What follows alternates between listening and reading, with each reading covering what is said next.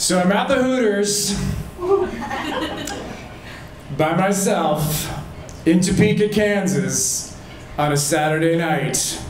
And I'm staring at quite possibly the worst quesadilla ever made. I scan the half-empty restaurant, I take another sip of my comically oversized giant mug of beer, and I think to myself, I don't remember this part in On the Road. I was on day 31 of a cross-country adventure, a self-imposed vision quest I had undertaken when I lost my job at an advertising agency. And like countless other liberal arts majors before me, I had been inspired to put everything ahead of me and hit the open road in search of something, anything, whatever that crap is you're supposed to find out about yourself when you're taking a road trip across country. Things did not get off to a good start. I was not a single day into my voyage when I made two extremely startling revelations. America is a lot bigger than I thought. And number two, and perhaps more distressing, I really fucking hate driving. So by the time I made it to Topeka, Kansas, I was tired, I was cranky, and I still hadn't found whatever it was I was supposed to be looking for. And at that point, all I really wanted was a comfortable place to lay my head and a decent meal. I settled for the comfort suites in the Hooters, conveniently located right next to each other off I-70, the first exit on the way to Topeka. Now, I must tell you this, I am not a Hooters guy, but I do know this much about that chain.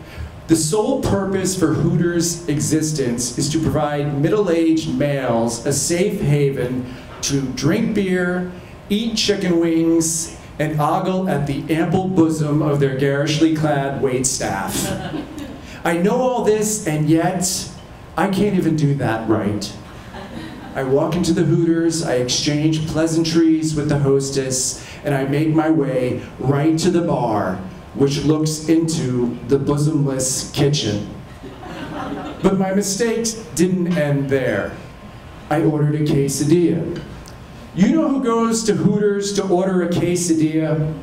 No one. Absolutely no one. That's like going to Hooters to order sushi, or going to Hooters to order lobster thermidor. It's just not done.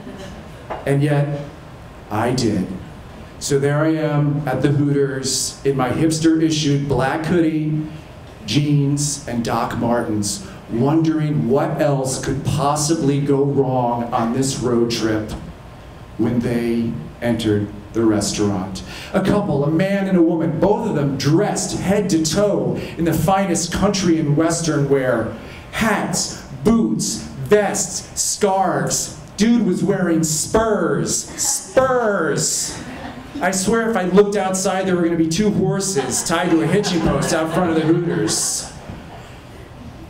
Cowboy was built like a brick shithouse. I swear to God, he looked like a professional rodeo cowboy, and he brushed right past the hostess like she wasn't even there.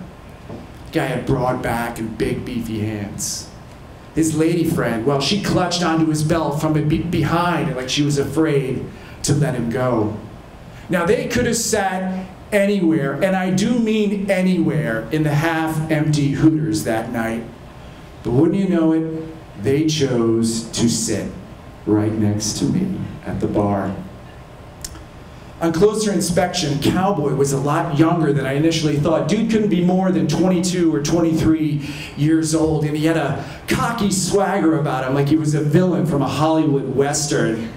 And he would lick his lips and sip his beer and arch his back and shout out his opinions for all to hear, like he was challenging anyone to disagree with him. Anyone who thinks that Kansas is flat is an idiot, he shouted for all to hear. And in my mind I said, well, I guess I'm an idiot because I'm convinced that that single frame infinite loop animated GIF that I've just spent the past 8 hours driving through is more commonly known as the great state of Kansas. Cowgirl Well, she intrigued me, and on further inspection I noticed that she was a lot older than Cowboy. Like, a lot older, like in her 40s. And she was attractive, an attractive woman. You know, attractive in the way like your mom's sassy friend with the pixie haircut who tells dirty jokes and sells real estate is attractive. Yeah, like that. The phrase ridden hard and put away wet kind of came to mind. And as if on cue, she announced for all to hear, "I am so glad we got the hotel suite with the jacuzzi." Cowboy countered, "Yeah, baby, I gotta take a piss." And with that, he slithered off his bar stool and made his way to the men's room. And I noticed he wobbled when he walked and steadied himself. Cowboy was drunk. As soon as he was out of eyesight, Cowgirl plopped down on the bar stool right next to me, and she leaned in real close. "Oh, look at you all here at Hooters by yourself. Aren't you the saddest thing? My name's Marlene. We're on our way back to Denver. We were up in Wyoming. We're taking the long way home, if you know what I mean. It's sad, really. My daddy was real sick, like gonna die sick. So we went to see him one last time. I'm taking his ashes with me back to Denver." One of the last things Daddy said before he died, he looked my man right in the eye and he said, "You keep watch over my girl. Will you do that for me?" And Nehemiah hasn't left my side ever since. At that moment, she got in real close. Her face was practically touching mine. She looked me right in the eye like she was looking into my soul, and she said, "I need to tell you something. I am a married woman, but Nehemiah, he is not my husband." And her face just stayed there next to mine. I didn't know if she wanted to kiss me or what. In that moment, Nehemiah emerged from the men's room. I felt his eyes burning holes into the back of my head, and I heard the spurs getting louder and louder and louder as he got closer to where we were sitting. Well, this is where it ends, I thought to myself. Beaten to death by an angry, jealous, and drunk cowboy in the Hooters of Topeka. That is going to make for one hell of an obituary. Nehemiah slithered back up onto his bar stool and stared at me intently and spoke. "I have been watching you since I came in here tonight. You were on a quest." Moments like those, I usually make an impromptu, off-the-cuff, witty joke. That's just how I'm programmed. That's what I did. It did not go over very well. "You need to shut the fuck up and listen to me. I know your type. You guys make jokes about everything. I have wisdom that I am going to share with you. Do you wish to accept my wisdom this evening?" If you meet a drunk cowboy at the Hooters and he offers to share wisdom with you, you say yes. I said yes. At that moment, Marlene chimed in. "He really is something of a seer. You should listen to him." I smiled, I nodded, I grabbed my beer, and Nehemiah began to speak. He spoke for what seemed like an eternity. It was a combination of Kung Fu, the TV series, some Ayn Rand, a little World Wrestling Federation thrown in for good measure. And when he finished, he smiled, he arched his back, he licked his lips again, he just took a swig of his beer and said, "I hope you can put into practice this knowledge that I've shared with you tonight." I shook my head, I nodded. Truth was, I had tuned him out about 5 minutes into that conversation, and I had spent that time trying not to burst into tears because I didn't want to get the crap beat out of me.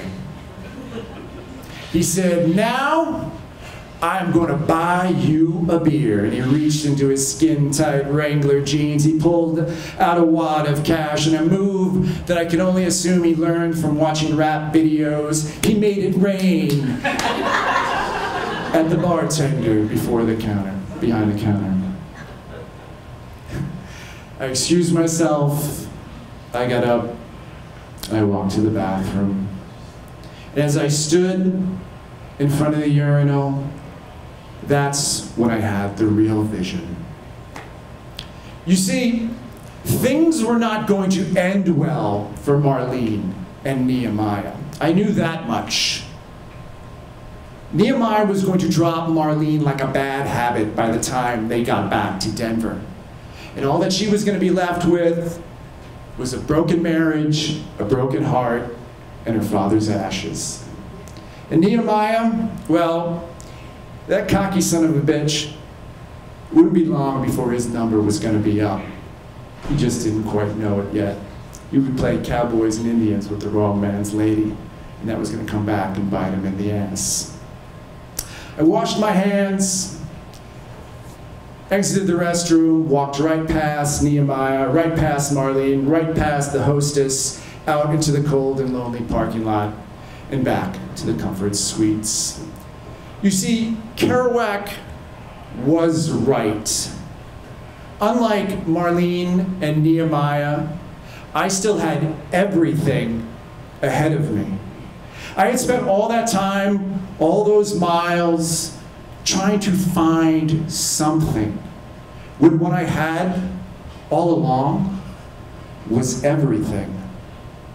I woke the next day, got back in my car, continued my voyage home, back to Washington, D.C., appreciating everything a little more along the way.